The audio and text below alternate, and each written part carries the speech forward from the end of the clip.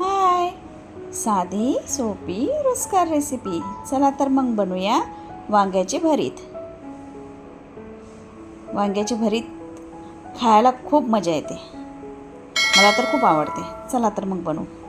2 वांगी घेतली मी. त्याला आपण चाकूने थोडे होल करून घेऊयात, म्हणजे आतमध्ये चांगले भाजले जाते. आणि त्याला आपण कट करून बघूयात की आतमध्ये कीड वगैरे आहे की नाही. नाही तर वांगे मग आपल्याला खावंसं नाही वाटत. त्यामुळे चेक करून घेऊयात.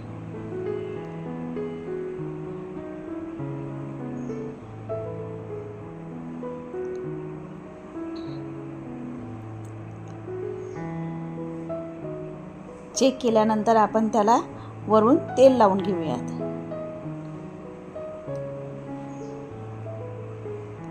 आता वांगे भाजून घ्यायचे छान. कोणाकोणाला आवडते वांग्याचं भरीत?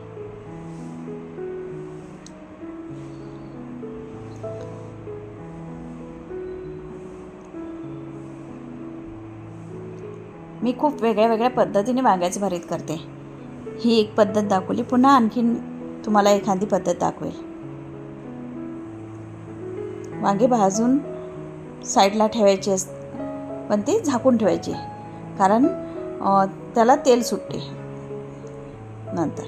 तर आता साहित्य काय काय लागते ते बघूयात. मी भाजलेले शेंगदाणे घेतले, मिरची घेतली, लसूण घेतला, कढीपत्ता आणि कांद्याची पात आणि कांदा. हे वांगे आपले भाजले, हे आता मी झाकून ठेवते, म्हणजे याला छान तेल सुटेल.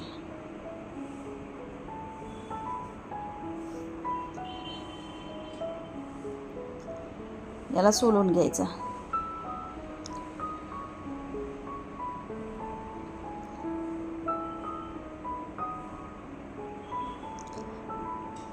बघा, आतमध्ये थोडं तेल सुटलेलं आहे.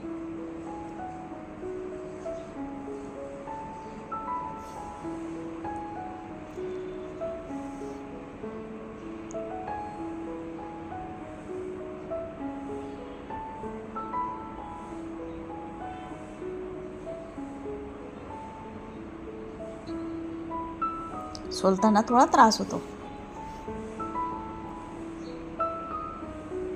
गरम गरम सोलायचे असतात ना.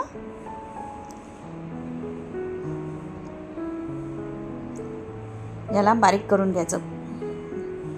नंतर कढईमध्ये तेल टाकायचं 2 चमचे. त्याच्यामध्ये थोडं मोहरी, जिरे,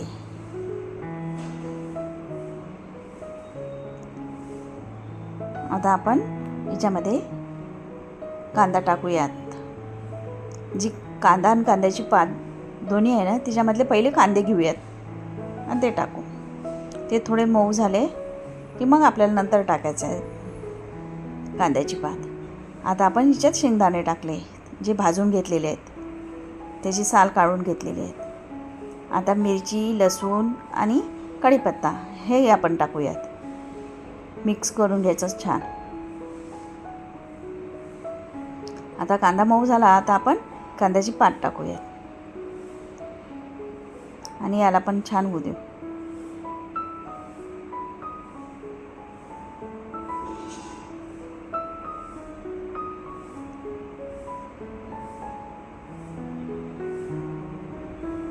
आता आपण हळद टाकूयात. तिखट टाकायचं आहे आता आपल्याला. आवडीनुसार टाका. मिरच्या पण टाकलेल्या आहेत मी 4.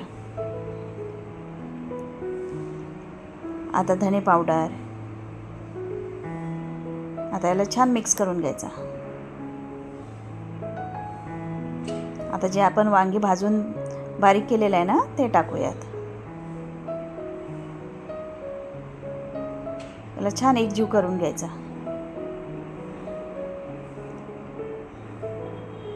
आता वरनं मीठ टाकूयात.